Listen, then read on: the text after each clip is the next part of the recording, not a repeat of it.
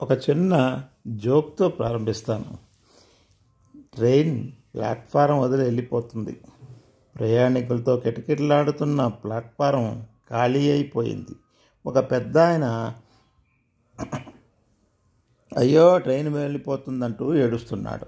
అతన్ని ఒక పోర్టర్ గమనించి ఎందుకు ఏడుస్తున్నారు అని ప్రశ్నించాడు.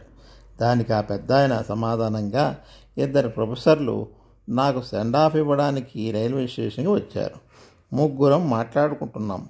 ఇంతలో ట్రైన్ కదిలిపోయింది. నన్ను ఎక్కించడానికి వచ్చిన ఆ ఇద్దరు ప్రొఫెసర్లు గాబరా పడిపోయి ట్రైన్ ఎక్కి వెళ్ళిపోయారు. ట్రైన్ ఎక్కవలసిన నేను మాత్రం ఇక్కడే ఉండిపోయాను ప్లాట్ఫారం మీద. ఇలాంటి సంఘటనలు జోక్స్గా కనిపిస్తున్నా ఇప్పుడు నిజంగానే జరుగుతున్నాయి. ఎందుకంటే మనమంతా చాలా బిజీ అయిపోతున్నాం కూడా. మనం ఎంత బిజీ అంటే ట్రాఫిక్ సిగ్నల్ పడే వరకు ఆగలేకపోతాం. ఎదుటివారు మాట పూర్తి వినకుండానే మనలో మధ్యలో దూరిపోతుంటాం.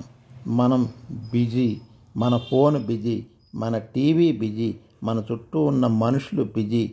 మనం రోజు అంటే ఈ సంఘటనలన్నీ చూస్తుంటే మనకి విచక్షణా జ్ఞానం అంటే ప్రెజెన్స్ ఆఫ్ మైండ్ కోల్పోతున్నామని మనమందరం గ్రహించాలి.